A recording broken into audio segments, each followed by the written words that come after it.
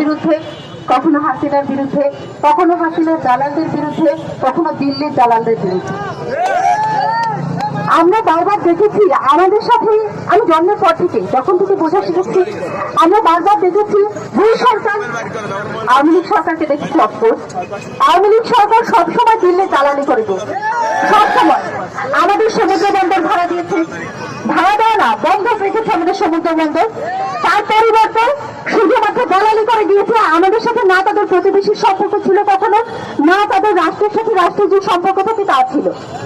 আমাদের যে সরকার ছিল আওয়ামী লীগের সরকার তো ছিল না, আসলে বলা যায় যে দিল্লির একটা দাবার গুটি ছিল, যারা শুধুমাত্র দিল্লির যে আধিপত্য সেটা বিস্তার করার চেষ্টা করেছে পুরো দেশ জুড়ে।